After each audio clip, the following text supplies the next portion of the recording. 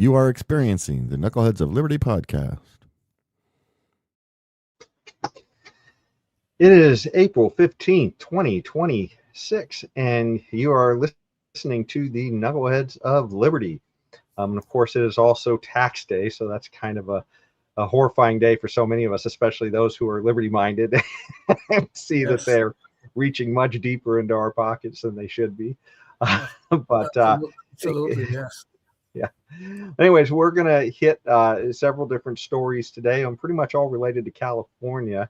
We're going to talk about a lot of lack of transparency that's been happening in government, which is really disturbing. Some of the stuff that's been happening in California.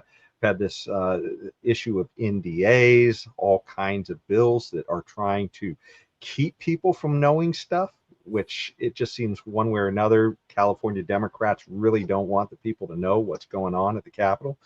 Then we're also going to talk about the flight of people from California and how taxes are sort of related to that. So we'll get into a little bit of that. And if we have time, we're also going to talk about some of the chaos swirling around Democrat Representative Eric Swalwell, also from California, and who is running in the California governor's race. And finally, our Knucklehead Noise Patrol will just touch on Tom Steyer, who said something a little bit amusing the other day. But before we get into any of that, let me introduce you to our panel today. We have with us Leon the Word Brathwaite, last word in Liberty. He is a retired engineer in the state of California. My name is Jason McPhee, and I'll be your host today. So we always like to start with a Liberty quote of the day, something that is related to the topics.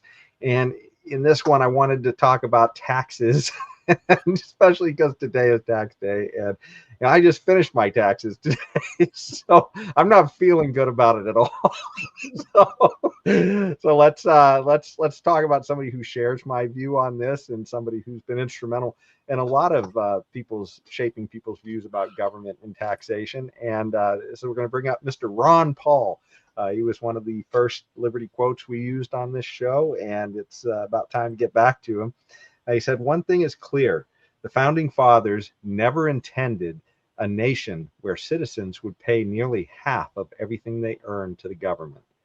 And I think this is, what can you say? If you look at the debt to GDP and other things like that, government was small 100+ years ago. And that's a long ways from the founding. In fact, let me see if I can, while we're talking here, if I can, bring up see if I can bring up that debt to GDP map while we're going through this. Usually I have this up and ready to go, but today it's been a little bit of a circus. But this is your debt to GDP brought to you by the Congressional Budget Office. And you can see that back in 1900, this is kind of a proxy for how big government used to be, right? As far as the wealth of the nation, how much government was essentially putting us into debt. It's not a perfect proxy because obviously, if they're taxing and not going into debt, this wouldn't really show that. But of course, we spend way more than we tax. So that's essentially what this thing is showing. And again, you show World War II, we were around 100%, and man, we're heading off into the stratosphere on the right side of the graph here. And this is just nuts, right? They keep on taxing us more and more and more. Remember, the founding fathers were fighting over like was it a 1 or 2% T tax or something? Yes, yes. Yes. And we're having, between state and federal taxes and local taxes, we're easily having around 50% of our income taken from us in one way or another. Sure. Property taxes too. It's like nuts, how much we wind up servicing, the government. The government's supposed to service us, and it feels like we're all servicing the government. What do you think about Ron Paul's quote, Leon? I'm going to say something and may sound quite extreme, but I don't. It doesn't involve any cuss words, so I think we're safe. You know, this level of taxation is really modern day slavery, you know, really and truly. Sure, nobody will call it that. Because when you think about it in the era of slavery, we had the master of the plantation taxing the slave at about 90%. Okay. And when I say that, you know, he gave the slaves some food, some clothes, and some shelter, and I mean really crumbs, and and master will sit back and take 90% of the labor of the slave. And the only way master was able to enforce that rule, the only way, is through the chains and the whip. And we're able to enforce that. A 90% tax rate, let's call it 90%, a 90% tax rate upon the labor of the slave. Now, coming to the modern day now, what do we see? Do we still have the whip and the chains? No, we don't.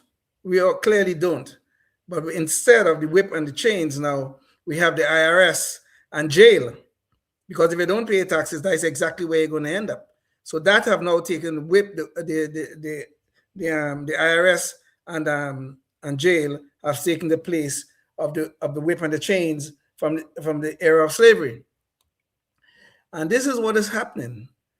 Our labor, and you just said it, our labor is now being taxed at a rate, the way you're looking at it, when you take federal taxes, state taxes, local taxes, and all the other damn taxes we pay, about 50% of it is going to one or the other of our masters, right? And usually, there's always some governmental authority. It's going to our masters. So the slave was paying 90% on his or her labor. We are paying now, we're reaching about 50% on our labor. What else would you call this other than modern day slavery? This is where the growth of government is really infringing upon our individual and personal liberties. And you just rightfully pointed out when the Boston Tea Party, which is what is being called, but what is known, we know it historically as, was because our ancestors here in America were objecting to maybe a 1 or 2% tax rate on tea. Now you think about that for a second. How did we go from 1 or 2% being finding 1 or 2% to so objectionable that we started a whole revolution that ended up in the founding of this nation over 1 or 2% tax, and now we are here sitting comfortably and looking at a tax rate about 50%, and nobody objects to it. And as a matter of fact, our Democratic friends, well, not enough people objected, I should say, our Democratic friends are telling us there are some people in society not paying their fair share, and they will never tell us what exactly that fair share means. And this is crazy. It always means more. More. And it's funny, it's always more than they have. Yeah. So I wonder when our fair share will mean less, you know, that it will be very good, right? When our fair share will go closer to the 1 or 2% that caused this nation to be founded, you know. So the point is, the overall point is, and this is where Ron Paul is so correct. The founders never intended that our liberties will be so crushed in the name of supporting the government. Okay, it is no different from slavery. I mean, they're more nice about it, maybe you could say. They don't really come and they don't take a whip and beat our behinds. They don't put us in chains or anything like that. But they sure like hell will put us in jail, and they sure like hell will use the IRS to whip us when we decide, well, and I think I paid enough of these taxes. So it's still there. So individual liberties are really at stake with these modern day fair share taxation schemes that the government always seem to be pushing. And we always have the Democrats there telling us what good citizens we will be if we give up so much of our liberties so they can grow government, so the government could further crush our liberties. And after they have used our money and waste it and abuse it, then they come back and complain and they want more. And you have to pay your fair share. Otherwise, you're a bad American. You have to pay a fair share. And this is the damn nonsense that's going on. They are destroying our liberties. And if we continue to allow them, we will end up like the people on the Titanic when they hit that iceberg out there somewhere in the nation. Ron Paul is absolutely correct. The founders never. Well, we had some technical difficulties there, to say the least, to our audience, but yes. yeah. So, anyways, let's try to pick up where we left off. I guess. Well, Leon, I guess you know what? It'd probably a clean break though to just start talking from the issue of the Tea Party, right? And the idea of this several percent, and think about this too, that, we have a sales tax, and here in Sacramento, I mean, the sales tax is around like 9% on everything, not just tea, right? Yeah. And then you have extra taxes on things on top of that. So, I mean, this is kind of nuts, how much stuff that they wind up taxing on us. So, sorry, Leon, did you have any other thoughts on what Mr. Ron Paul was saying? I mean, the main point from Ron Paul's statement is that it is true. I mean, of course, the founders never intended this, but we are now becoming comfortable with these tax rates that we are seeing here. Almost 50% of our labor being taxed away. Sometimes even before we see our own paychecks, the government has already taken its fair share away from us. So this is the destruction of our liberties. This is the destruction of our freedoms, and we have to stand against these things. Otherwise, sooner or later, life, liberty, and the pursuit of happiness will mean nothing, which is part of one of our founding documents. Yeah.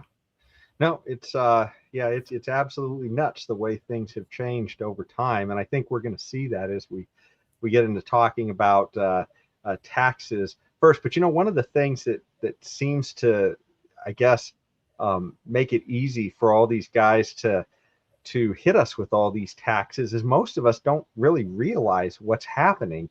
And I think a lot of that is because of this business that the government, especially here in California, always seems to try to be making it difficult for us to know even what it's doing. And in this case, we are going to talk a little bit about these things called where the government just seems to be trying to constantly hide the things it's doing. One of the things, that we heard about before was that the government, our governor was literally using non-disclosure agreements to hide from us the legislation that they were working on behind closed doors on the minimum wage for fast food workers. So, I mean, these things are just nuts, all the things that they're telling us we don't have a right to see. And I think we have a video that I'd like to show that'll hopefully get us all on the same page on that. So let me start this video now. From California's landmark $20 fast food minimum wage law to California's expensive Capital Annex project, there is key information surrounding both that state leaders are keeping under wraps. I want to introduce legislation today to ban the administration and elected and appointed officials within the administration from signing non-disclosure agreements. So what is a non-disclosure agreement, or NDA as we've heard them called? Non-disclosure agreements are contracts that legally force people to keep quiet. Republican Assemblyman Joe Patterson aiming to make it a crime for this kind of government secrecy when leaders make new state laws or decide how to use taxpayer dollars. Especially the administration, they are involved in the negotiations for every major piece of legislation that passes out of California. We shouldn't be signing secret agreements, the right of the public to know what's going on in a public process. We shouldn't be signing away their rights and saying, hey, I legally have to keep a secret from you. So that's just wrong. Well, I'm glad this Republican Patterson seems to have some sense about him. So let's hear a little bit more about how these NDAs have been abused, I guess, in the public process.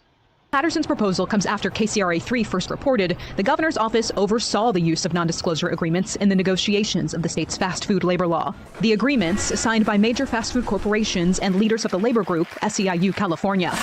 It caught restaurant franchisees off guard. I was specifically told that a non-disclosure agreement was in place and that we weren't allowed to know about. Who exactly called for the use of these NDAs? Who is it, under your understanding, Who was it that wanted the NDAs to be signed? I honestly am not entirely sure. I was told at one point that the governor's office was requiring NDAs. I've also been told at other points that the SEIU, I would say it's the SEIU. Were you a signee of an NDA in this? I would prefer not to comment. I confronted an SEIU leader that spring. We were at a place where we met impasse in the legislative process. Why should NDAs be used in that process? And I think what happened absolutely benefits the state of California. Wow. So the party that calls itself the Party of Transparency and Democracy is literally the one who's telling us, hey, we'll figure this out behind closed doors and tell you what you're going to get. Anyways, let's hear a little bit about another project, this Capitol build project. We also first reported non-disclosure agreements are shielding information on California's billion-dollar and counting Capitol Annex project. State lawmakers for years have been forcing thousands of people to sign them to keep broad information about the taxpayer-funded project a secret. Dozens of people in Governor Gavin Newsom's administration signed them. Project leaders have said it's for security purposes and to protect bid information. Why not change this NDA to say what the two of you are saying right now about security and bids? These are drafted by legal counsel, and so I cannot say why legal counsel would draft it in such a manner. So, and this is what we were talking about here. And we've covered these issues before on the show. The idea of the NDAs being used on the Capitol Annex and the fast food. We talked about both of those, but it's actually great to see that, hey, somebody is actually trying to say, hey, this is wrong. And of course, it's a Republican in a completely blue state. So, but it does seem like this bill is actually getting traction. It doesn't seem like there's anybody who's opposing it at this point openly. But one of the things we're going to talk about is that even if it's not an NDA, there's a whole bunch of other things that they're doing to try to obfuscate what's going on with the money. Nobody seems to be tracking anything, and they seem to be trying to block ways for us to see it. We've got another little video here that talks about a few other areas where California has just dumped major amounts of money, and nobody seems to know what's going on with it or where it is. So here's a little video to show that. It's the issue impacting communities across the state: homelessness. It's such a big issue that, according to the Legislative Analyst's Office, the state invested $24 billion over the last 5 years to curb the problem. But this just-released report from the California auditor found the state lacks the proper information to determine the ongoing costs and results of its homelessness programs because the California Interagency Council, or ICH, in charge of overseeing the implementation of Housing First policies, has, quote, not consistently tracked and evaluated the state's efforts to prevent and end homelessness. $20 billion just vanishes in California, just a complete lack of accountability and transparency on the homelessness issue. That's not the only issue. It seems like every big issue, money is just disappearing. And one of the big ones right now that is way over time and over budget is the high-speed rail. And our lawmakers seem to also want to cut transparency on that as well. California's high-speed rail project. It's set to one day connect Los Angeles and San Francisco and eventually San Diego and Sacramento. The state has already spent about $15 billion on it over the last decade and a half, while the total cost projections for the full project have ballooned from the original $45 billion estimate presented to voters in 2008 to anywhere between $88 to $128 billion today. Wow, you would think with a track record like that, we would be looking for more transparency, not less. Let's see what lawmakers want to do about that. A new state bill would limit public access to certain information about the project. AB 1608 would bar the Inspector General from releasing what the bill describes as project weaknesses, including security risks, fraud controls, and pending lawsuits. Does anyone in California state government have any sense of accountability to the taxpayers? Republican State Senator Tony Strickland says as long as high-speed rail continues to use taxpayer dollars, any information on the project should not be withheld from the public. It's our money. California doesn't have a revenue problem. It has a wasteful spending problem, and it has an accountability and transparency problem. And this bill lacks transparency and accountability. In fact, it takes it the other direction. And kudos to Tony Strickland for pointing that out. But yeah, I mean, here's the article on the homelessness spending, over $20 billion lost on that, and then the high-speed rail. This is really, it's just nuts. I mean, what are your thoughts on all this, Leon? It just seems like every time we turn around, our government here is trying to screw us and then gaslight us that they're screwing us. What are your thoughts on it? This is a classic case of power corrupting really corrupting the human soul. California, as we know, is a completely blue state. And the amount of waste, fraud, and abuse that is going on in this state, I think it will make the fraud in Minnesota look like a walk in the park. I mean, you telling me $20 billion in this campaign to end homelessness or to help the homeless, $20 billion cannot be accounted for? Do you understand what exactly you're saying here? $20 billion that we don't know what just happened to it. It just vanished into thin air. I guess it got legs and walked away. $20 billion just marched out of our treasury into the pockets of someone. And the irony, Leon, is if any of us managed our households that way, we'd all be homeless. Exactly. and I'm sure there's some government agency will, if we were managing our homes like that, will probably find some reason to charge us with some kind of fraud. But somehow or the other, the government always seems to be able to commit some of the most egregious amount of fraud and is never held accountable. What is worse, they are finding ways and mechanisms to legally cover up the fraud. Look at this issue of NDAs.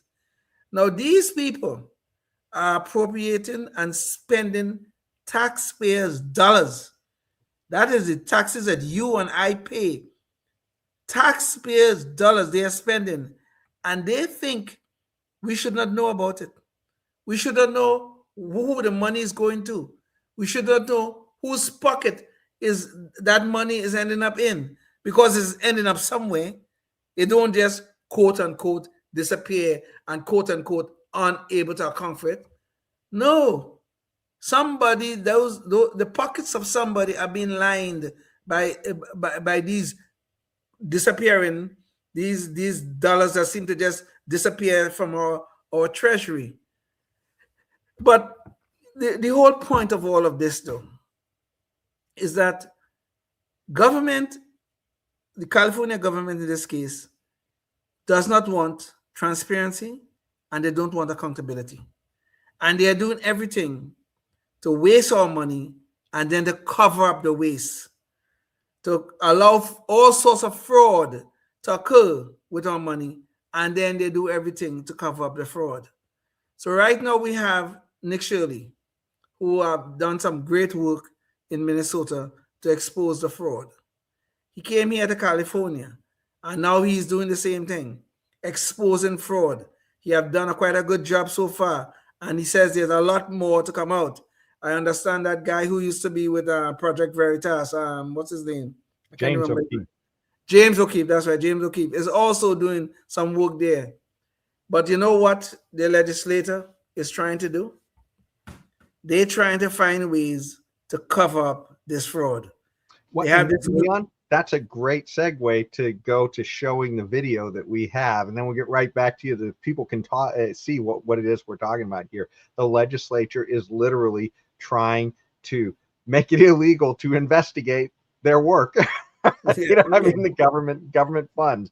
So let me show the video real quick, and then we'll get right back to what you were talking about, Leon. The author of this bill, which is California Assembly Bill 2624, is Democratic Assemblywoman Mia Bonta. And if her last name sounds familiar, it is. In fact, her husband is the Attorney General of California, Rob Bonta. So what bill are we talking about?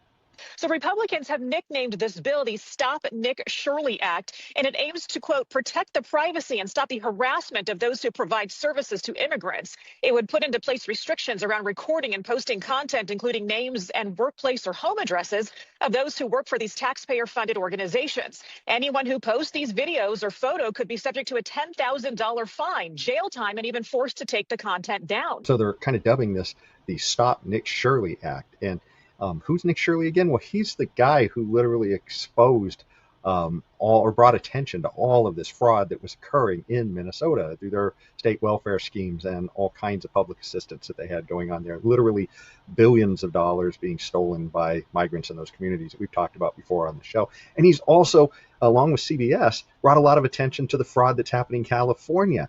And ironically, this is when they decide they want to bring this bill up to be able to stop this kind of investigative journalism that is causing a lot of heat for people like her husband, Rob Bonta. Critics are raising concerns about how far those limits could go. Nick Shirley, who built a large online following investigative alleged fraud, says the bill could end up criminalizing investigative journalism. For instance, if this bill is passed, the Quality Leering Center that was in Minnesota would be protected from being exposed. That is absolutely crazy. And kudos to Carl DeMaio for bringing attention to everybody of what's going on in California's capital to keep us ignorant about all this. California Democrat politicians not only won't do anything about the fraud, but they're going after the people who are trying to uncover these crimes and the waste of taxpayer money. It is shameful, and all of these politicians ought to be called on the carpet. Yeah, so there you go, Leon. But you see, here is the crux of the matter. Government want no accountability, and government want no transparency.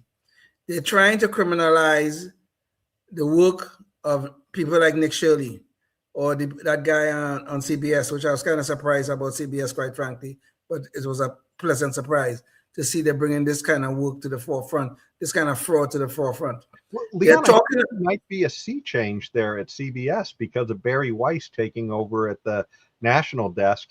I think that might be why CBS feels like it has the go-ahead to run things like this that run counter to what the Democrats would like to see. So. Exactly. Very good point. Very good point. But the point being that instead of trying, they're trying in the bill, I guess there are circumstances which they could administer fines onto people like Nick Shirley, or even get to the point of jail time for people like Nick Shirley. But notice, not one of them, this Mia Bonta, who is a wife of the Attorney General, trying to push this bill. Nobody's talking about jail fining or any sort of jail time for the fraudsters that we have in our midst. And they are plentiful, because we have just in one program alone, the homeless program that they say they've been trying to solve this homeless problem for so long, but homelessness is getting worse. Just in one program, we're talking about $20 billion. And nobody is at least talking about why don't we put some of these people in jail? Who are these people who are taking our money out of the treasury and handing it out like candy? So you don't care about the fraudsters. You don't care about the criminal conduct involved with the disappearance of the money, but you care about the people who are going to expose it. You care so much about it that you want to put them in jail. This is insanity on steroids. This is the destruction of our liberties. These people are telling us, you pay your tax dollars and then shut the F up, because you have no place to ask us to be accountable or to be transparent about how and when we spend that money. This is craziness that's going on here in California. And we already know about Minnesota, and I will guarantee you in the other states where the fraud is just as bad, because government always takes our money and wastes it. And that is what is going on. Well, Leon, I wanted to mention too, this is one of the crazy things. They want to, as you said, bring the hammer down on guys like Nick Shirley, who are literally trying to expose this fraud, do their job, essentially, is what Nick Shirley is trying to do. And then you see on the law enforcement side, when they are forced to try to deal with some of these criminals, this case right here, this guy in Minnesota had stolen over $1 million from their social safety net, through one of these schemes. And he was from, I assume he's, let's see, which country is he from? I'm assuming he's a Somali. But the idea was he had a passport. I mean, this guy could leave, and they did not make him surrender his passport. Right. And Exactly. the guy had like over $1 million he had stolen. He just left. He fled the country with the money. They're never going to see this guy again because, you know, our government law enforcement in these Democrat districts, they are so ineffectual. That's why we see so much chaos happening in these places. I mean, this is kind of getting scary when you have people who are literally coming in from other places in the world defrauding us, and our institution is just allowing them to leave just with all the money. I mean, Yes. I don't understand how you can have a functioning country when you have just insanity like this. So, Well, it gets back to the issue about our individual liberties, because if we cannot hold the government accountable for what they are doing, when they still have the IRS and jail to enforce their theft of our labor, because that's what they're doing when they tax our labor. They are legally stealing our labor units and using it for God knows what. But this is really the destruction of our liberties. I said this before, and I'll repeat it again. This is really, government is growing, expanding. There's no accountability, no transparency. And in the process of doing that, they are destroying our liberties, destroying our freedoms. We have to fight back against these things. Otherwise, we'll be lost as a country. And look at this case that you just said. Now, it is such an easy thing for at least for the government to try to do this. They could have issues of bail, how much bail he'll have to post. They could have forced him to surrender his passport.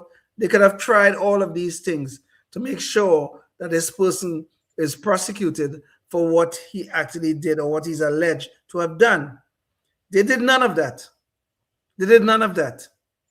And they allow this man now to keep the money that he already stolen and flee the country. We will never see this guy again. He will never be held accountable for this fraud. And who is going to be held accountable for the $1 million that he stole? Apparently, no. So this is where our taxpayer dollars are going now, to line the pockets of whoever, the Democrats mostly, whoever they favor these days.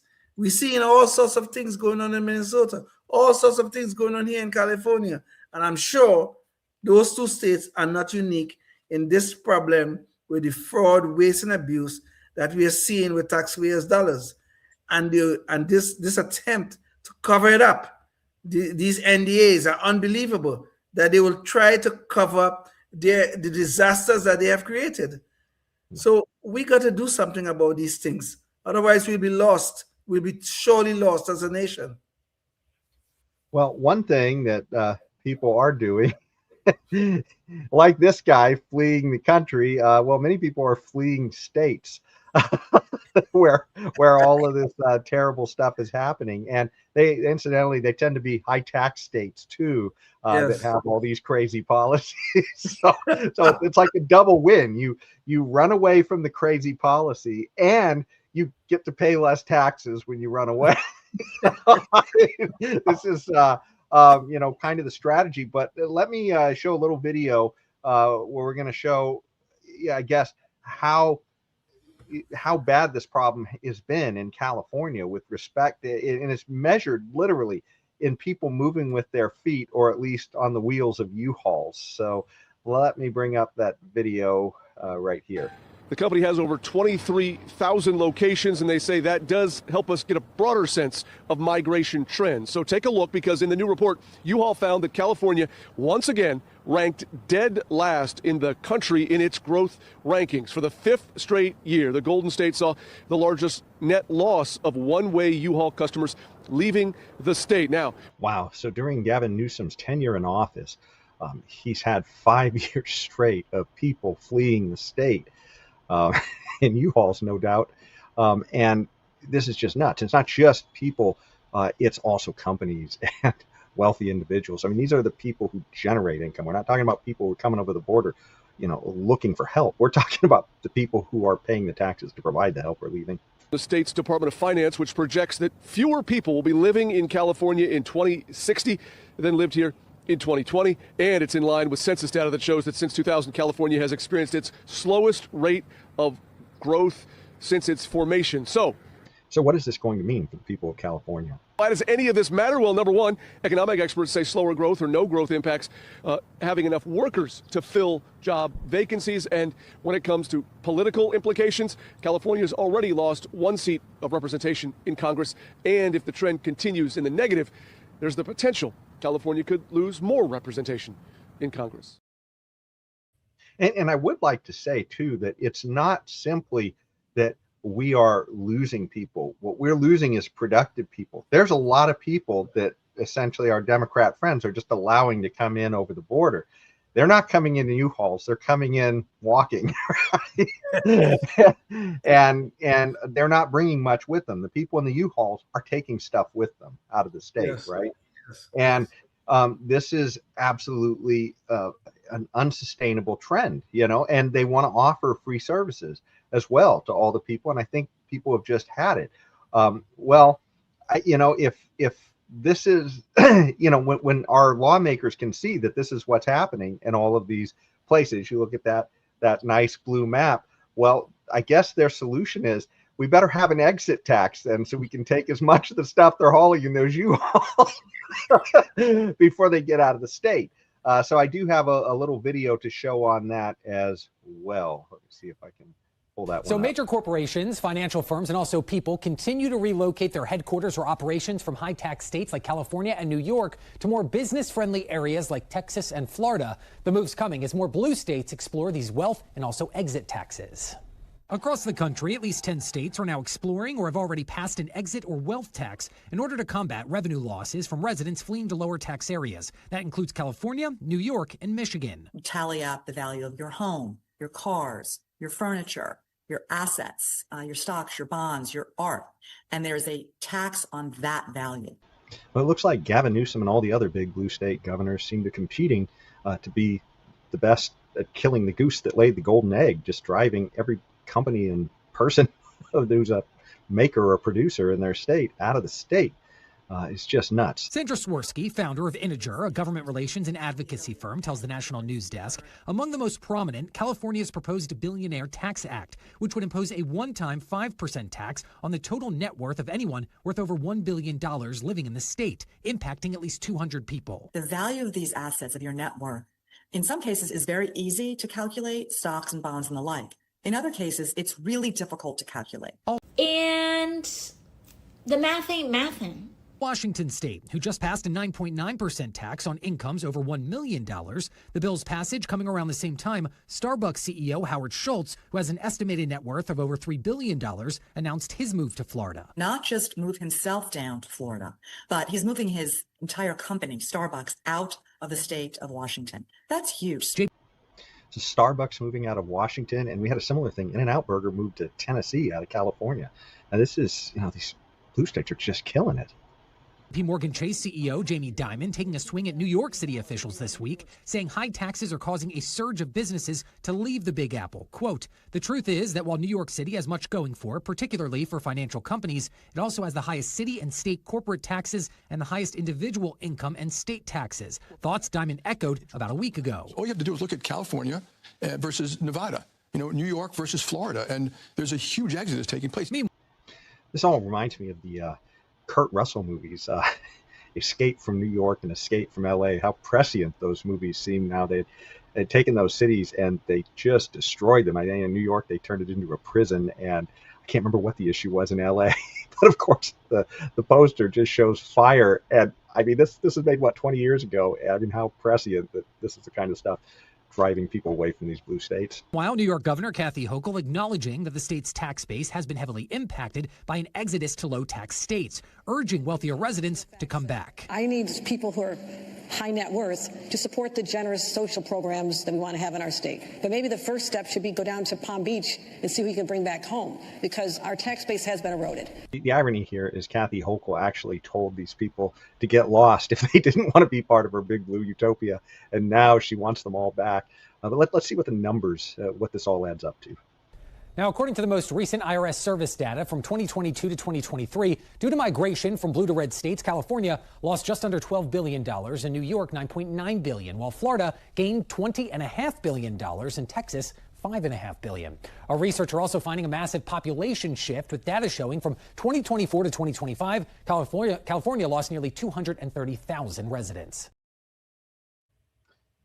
And there you have it. I mean, these Democrats don't. That all they know how to do is just kill the goose that laid the golden egg. It's like somebody comes along, they make something well, and then they just try to steal it and grab it and milk it for all it's worth until it's dead. It reminds me of a scene from one of the episodes, I guess, from the Sopranos. I don't know if you ever see the Sopranos. So anyway, Tony Soprano was the head of the little mafia group and that kind of stuff. He got some guy borrowed some money from him, and the guy had I think a sports business or something like that, some kind of sportswear business or something. Anyway, is the operative word. Yes. Well, when he started, it was fairly productive, but by the time Tony and his buddies got in there, they took everything they had to take from that guy. They grind the business into the ground. Eventually, the guy had to declare bankruptcy. This is exactly the same thing that's going on with these people. They do not understand the issue of incentives. So they see this big pot of gold out there, just like Tony Soprano will see this pot of gold. That guy's business. Well, he took $50,000 from me. He borrowed it. Well, now I have to get it back, and he'll do everything he can to get it back, including destroy the business. These people now, they see their pot of gold. Oh, this guy's a multimillionaire. He's a billionaire. Oh, God, what a pot of gold. Let's tax his ass. Let's grind him into the ground. And they tax, and they tax, and they tax, and they tax. Just like Sopranos, taxing and taxing and taxing until the people don't die, but they decide, well, you know what? I got to escape from here and escape from you and your nastiness. You're taxing my labor. My productive labor, you are taxing. I will go someplace more comfortable. And their solution is always at the end, just burn down the store and collect the insurance, right? Which is why the insurance companies all want to get out of these blue states. Exactly. So, I mean, and this is the thing, right? Especially the way you analogize this to the Sopranos, they try to act friendly, like they're doing you a favor to give you a loan or something else like that. But once you let these people in, and now let's be clear, we're talking about Democrats. Right? Yes, just to be clear. Yeah, and not just Democrats. It's anybody who has socialist ideology, and there are some few Republicans who you could have a hard time telling that they weren't a socialist. Yeah, true. I have to agree with that. Definitely, yes. But for the most part, it's part of the Democrat mindset, right? And you let them in, and eventually, I mean, it's a net loss game. At best, this is a redistribution. This is a wealth transfer, which means you're not making anything. Exactly. People you're literally taking from some to give to others, really growing the pie. You're shrinking the pie. And that's what's going on in these blue states. They're shrinking the pie, and everybody's getting the hell out who wants the pie to grow. And then it's so funny to see people like Kathy Hochul who been driving these people out of their state for many years. She's been the governor for 4 or 5 years now, I think. They've been driving these people out, and now she's talking about, maybe we should go down to Palm Beach, which is in Florida, and ask these people to come back. Why would they want to come back? Because even if they do come back, even if they were so stupid enough to come back, we know sooner or later you guys going to go back on that same trend. You gotta pay a fair share. You gotta pay a fair share. Why can't you see that? You gotta pay a fair share. And they never tell us what that fair share is. And this is a problem. These people do not understand. If you give incentives for anything, okay? If you give incentives, if you're giving people, raising people's taxes, you're giving them a bad incentive. You want them to run. They don't even realize that. You're telling the people, run away from me. Okay? If you want to lower our taxes, we're going to say, well, great. That's a good incentive. Let me run towards you. Texas and Florida is doing that right now. I mean, I think by 2040, these maps, these red states, blue states, and all that kind of stuff and things the map going to start to look very different, because there are a lot of migration, internal migration I'm talking about, a lot of migration going on from blue states to red states. So the electoral college, the composition of the electoral college is going to change. It's going to change dramatically, I think, by 2040. I mean, I know that's about 13 years from now.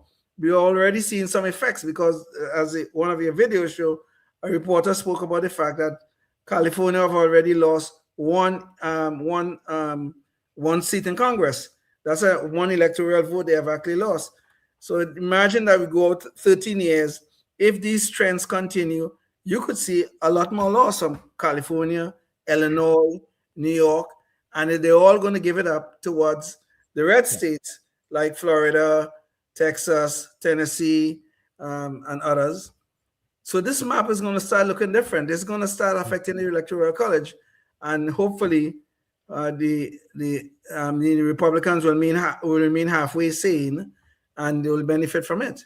But I hope they remain halfway sane, because some of them sometimes just act like Democrats, which is very disturbing. And that's one of the problems too, when you have a lot of people, and if they're, because remember, California was not always a solid blue state, right? No, Ronald Reagan was the governor of the state at one time. Exactly. But, they grow government, and government keeps growing.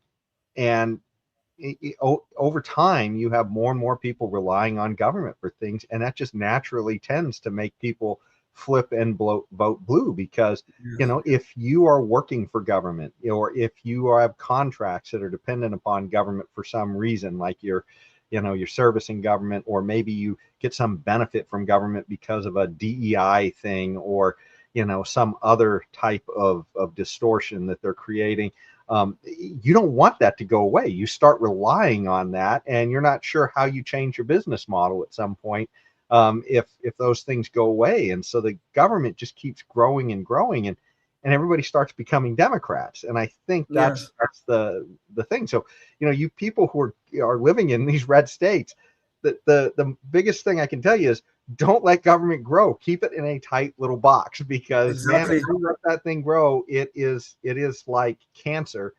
Yes, it's like is. It's going to grow over everything and take over.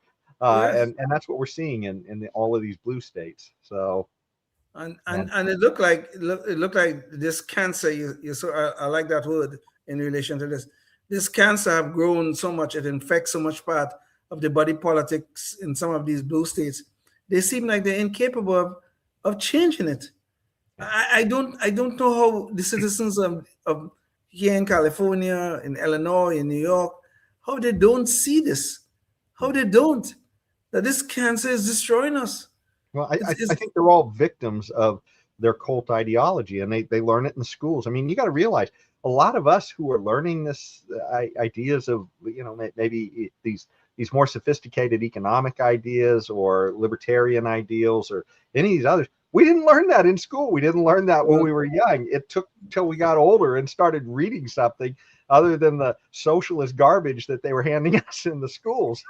So, right? I mean, this is the problem that and this is another thing to tell you too. I mean, we haven't really dug into this in the show yet, but we did talk briefly about it. But Mississippi, a state that is, had been, notoriously an underperformer on education and, a lot of economic indicators, they've jumped to, I think that, I'm not sure if they're in the top 10. I think they are.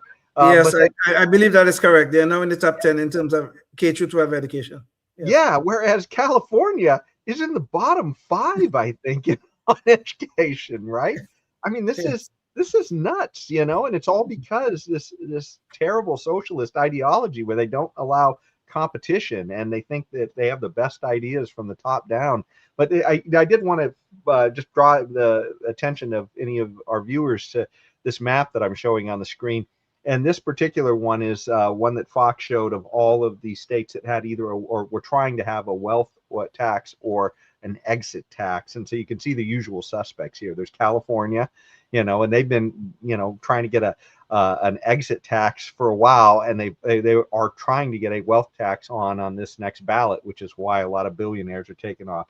I think New York also has some kind of a wealth tax or something that has been driving all the billionaires out of New York. So and of course Illinois. I mean, they just they can't stop taking people's money there, and to the point now where poor people are upset because they don't feel like the services aren't being geared toward them anymore. They're all being geared toward other groups of people, migrants and others who are coming there. So it's just absolutely nuts. But I tell you, I didn't want to. We are running short on time here, so I did want to jump into this Eric Swalwell story recent. You couldn't have missed it if you've had the television on for the last 4 or 5 days. We've seen somebody go from a person who was running for governor of California to now a person who is he is essentially persona non grata. he's had a political. He might end up in, if some of those allegations are true, he might end up in jail, quite frankly. Yeah, but go ahead. Exactly. Yeah. So he's gone from dropping out of the governor's race to pulling himself out of Congress because he's a California representative, where all the best stuff happens in California.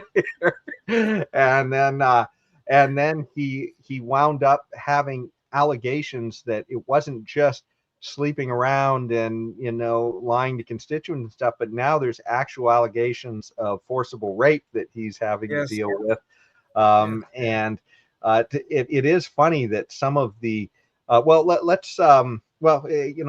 through a couple of the other of these clips. There's one guy who was backing him, this one billionaire. I guess he'd given him over $1 million. Now he's saying he wants his money back. And he was actually this guy, Stefan Klubeck is his name.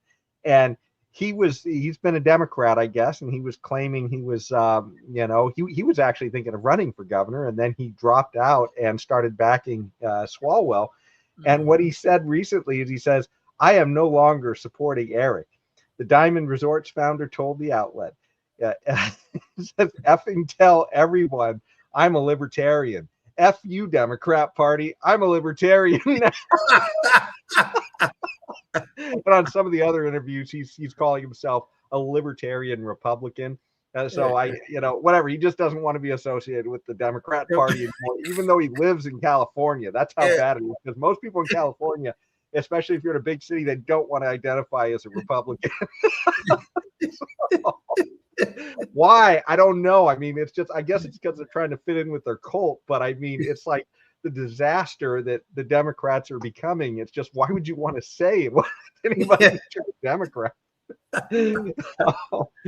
Anyways, let me show a short little video of Eric Swalwell here and some of the trouble he's gotten himself into. Disturbing new allegations against Eric Swalwell as a woman comes forward accusing the now former congressman of sexual assault. I believe he drugged my drink. I only had 1 glass of wine. He raped me. And he choked me.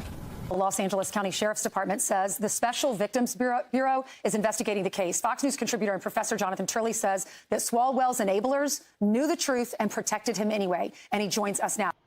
So Swalwell has been removed from the governor's race, and he has stepped out of his congressional seat. And at this point, everybody's asking, how did everybody just find out about this? Because everybody's saying they knew about his predilections for years, and that it's not really a secret on the Hill. Let's hear this interview that Fox did with Jonathan Turley. And you have Democrats now calling him a monster, but very few people in the establishment or the media want to talk about who created that monster.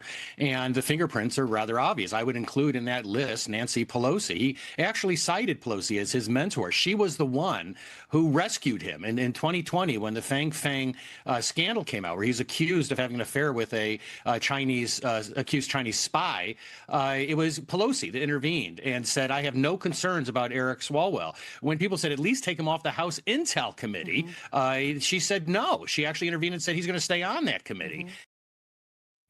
And there's Eric Swalwell as the spy who shagged me.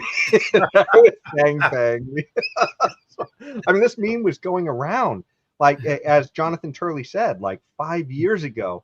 And Yes. somehow, everybody thought it was okay then. Nobody thought to question this guy. And not only that, he's on the Intelligence Committee. He's sleeping with a Chinese spy, and the Democrats are still running cover for him, keeping him on the Intelligence Committee. I mean, you can't imagine the insanity, and that's who the Democrats are. I mean, I'm sorry.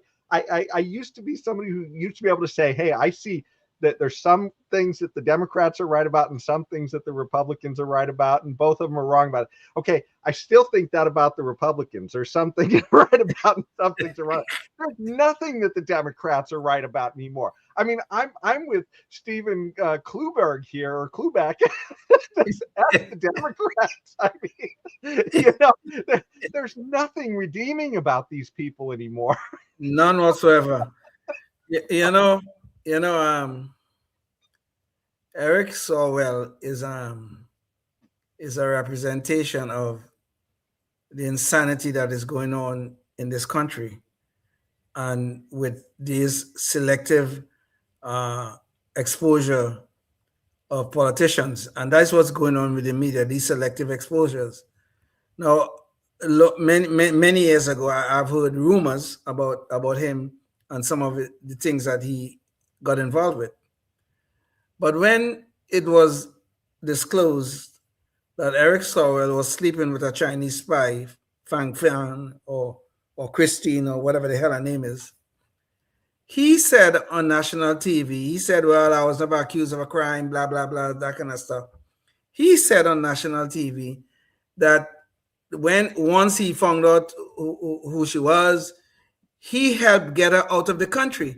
He said he cooperated with the FBI and helped get her out of the country.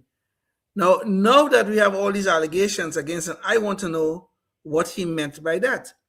Did he assist the FBI, or did he secretly help Fang Fang escape prosecution? I think this is a very serious issue. This man was sitting on the Intelligence Committee. He has access to some of the most important secrets that we have here in this land. And he is sleeping with this woman. I don't know what he told her. I think we need to find out. What did he tell her? And then he helped get her out of the country. This is unbelievable. But to me, Swalwell was always a creep anyway. He always was. Always too much of himself, the self-absorbed kind of guy. But we've seen what power does to people. It does to the soul of people. It corrupts the soul. And Swalwell is just a typical representation of this. I don't care what political party you belong to. Once you have that taste of power, it becomes so addictive. You find it irresistible to exert that power through sexual contact, through financial transactions, whatever. You try to exert that power in a way to make yourself feel bigger than you are. And this is what Swalwell was doing. I mean, look at all these women are now coming forward. Okay, fine. Let's say allegedly there's rape, allegedly sexual harassment, allegedly, and all sorts of sexual misconduct, allegedly. I'll say that for now. But this man is one of the nastiest hypocrites you could think about. I don't know if you remember in 2018 when Brett Kavanaugh was being his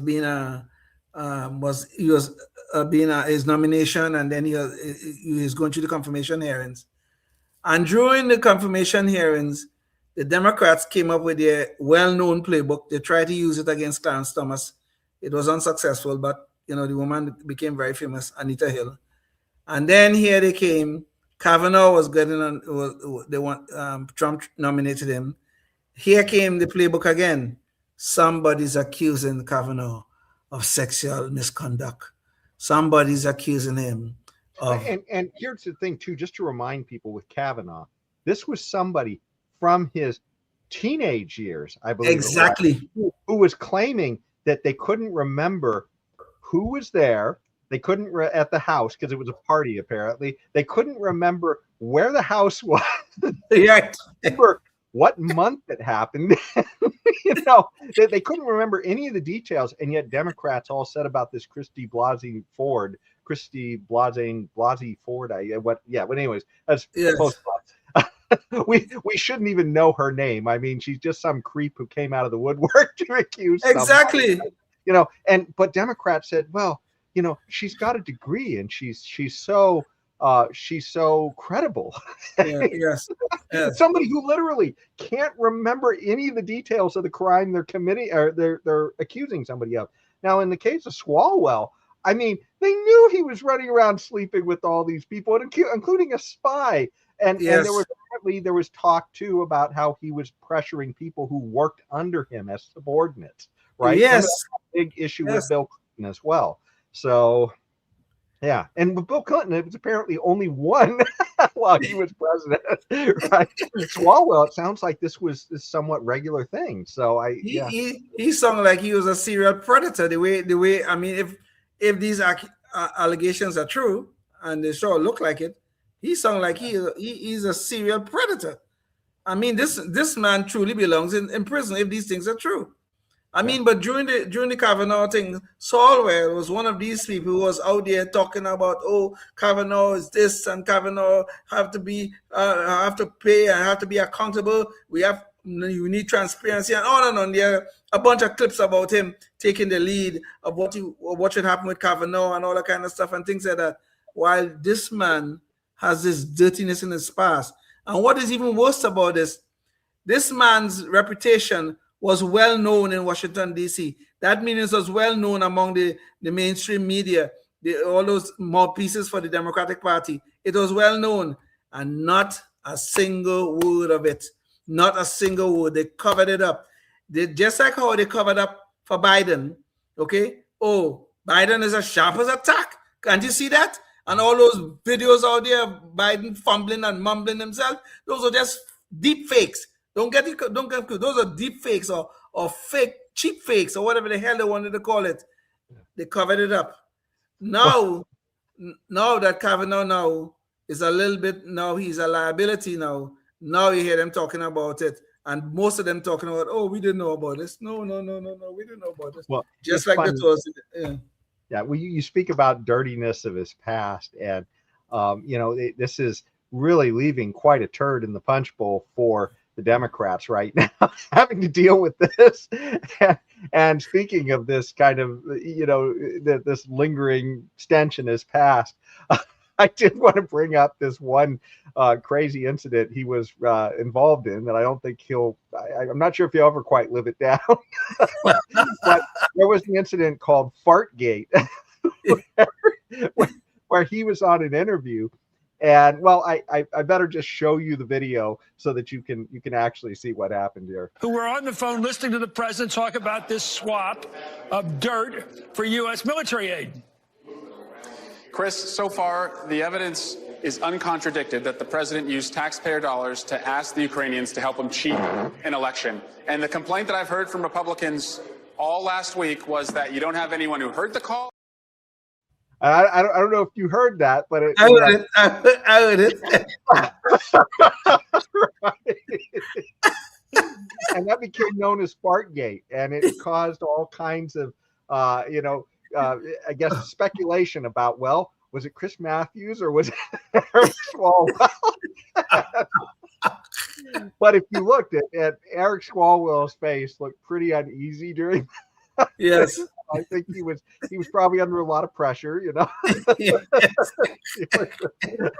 But it is funny though, because even then we saw that the mainstream media, in fact, MSNBC was quick to jump out and say, sorry to disappoint the conspiracy theorists.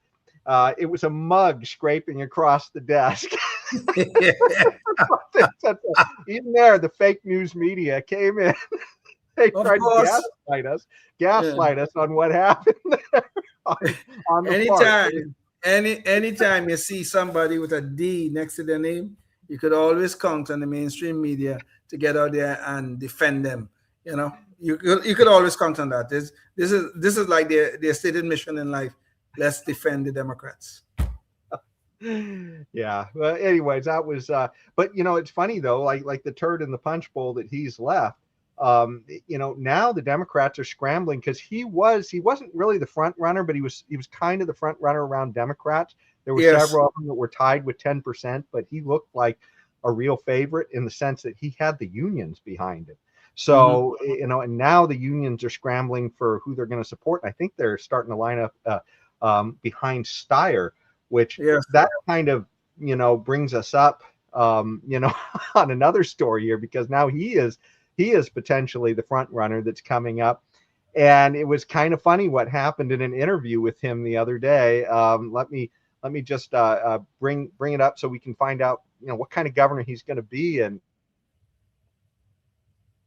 and what he really knows about the state that he wants to govern. We need to get back to basics. I'm saying we have a broken government. It's been bought by corporations. And my question is, who do you think is going to change that? Sacramento politicians are afraid to change up this system. I'm not. I'm Tom Steyer, and I'm running for governor. Wow, this Tom Steyer seems like a fireball who really wants to get corruption out of government. I wonder what he thinks about the current governor that he wants to replace. What grade would you give Governor Gavin Newsom for the last 2 terms? I don't know. Look, I think, A through F. I don't know. I think that people have come to really appreciate how Gavin has stood up. You won't give us a grade. You won't grade him? No, I haven't followed it closely enough to give him a grade. Okay.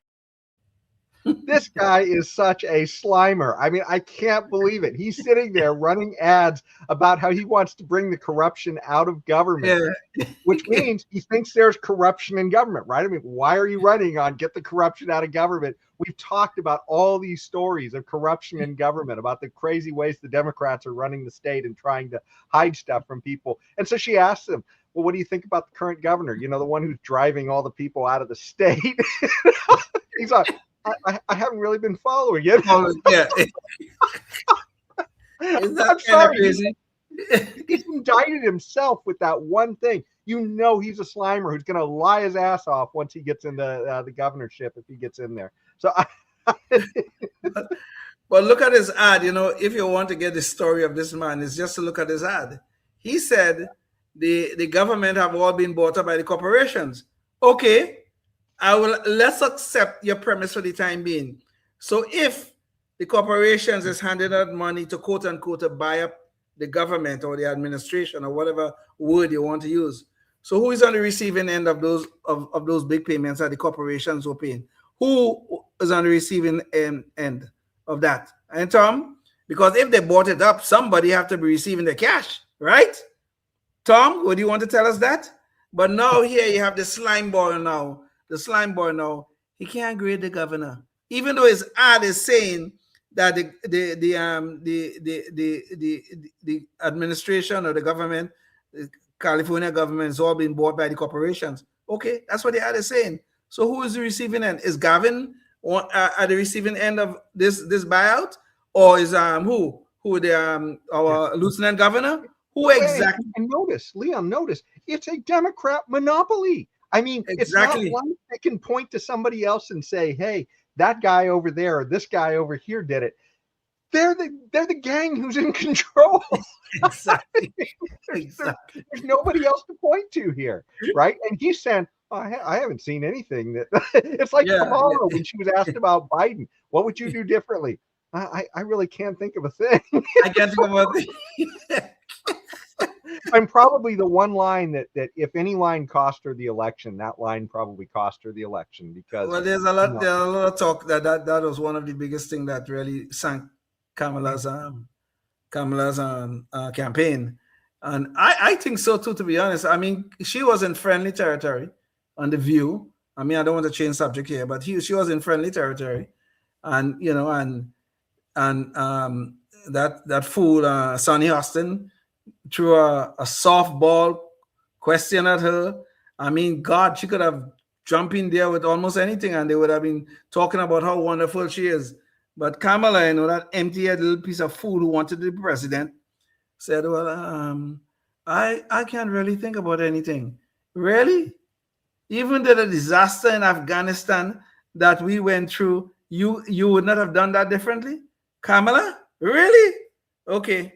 I know who I'm not going to vote for right now, Kamala, even though it never was a consideration for a vote. But anyway, yes. But notice though, Kamala was from California. This slime ball is also from California. Gavin is also from California. And they all have one thing in common: empty head slime balls. That's all they are. Yeah, they're all driving all the non-slime balls out of California. Exactly. Yeah, it's so sad. People keep falling for this stuff over and over again. But it does seem like you're going to have to get a Democrat who's willing. I mean, if you're going to have anybody change this party around, they're going to have to stand up to some of the craziness in their party, and nobody can do it. I mean, even Gavin Newsom, he tries to look like he's standing up at times, and then he gets in front of the next audience and he changes his tune immediately. Exactly. Yes. Yeah. Always looking to see where the wind is blowing. Where is the wind blowing this week?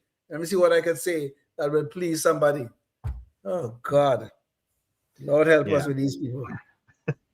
No, yeah, it's too bad, but that's where we are. And if you've been watching this show from the beginning, it's that as it's currently live here, it obviously is going to get edited down before it goes to public access, because we had about a 6 or 7 minute problem early on in the show, but hopefully we recovered enough for that.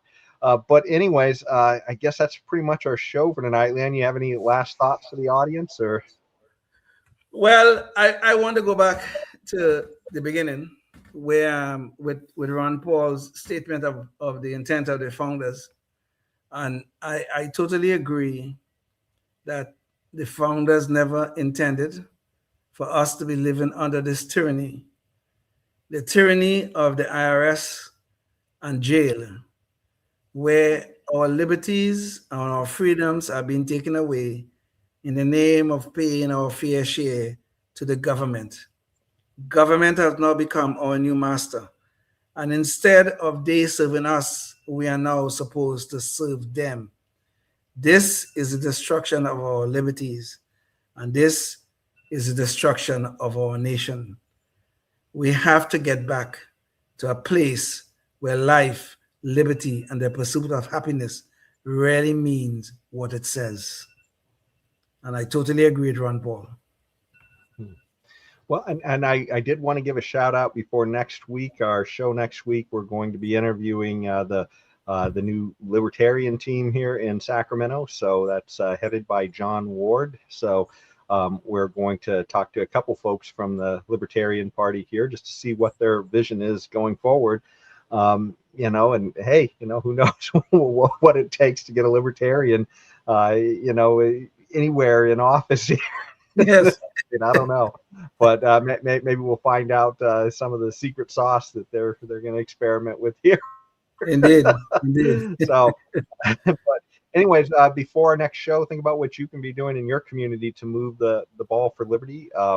Because after all, as we've seen, they're coming for it, especially here in the blue states, but even the red states too. There's ways that they're eroding your liberties there as well. But It's just so blatant here in these blue states. Like as Milton Friedman said, you can tell how free people are by the way they vote with their feet. Yes, absolutely. We're seeing it in these U-Hauls, and it's pretty damning picture of a lot of these blue states. So anyways, before the next show or until the next show, stay tuned and stay free. Oh yes, indeed.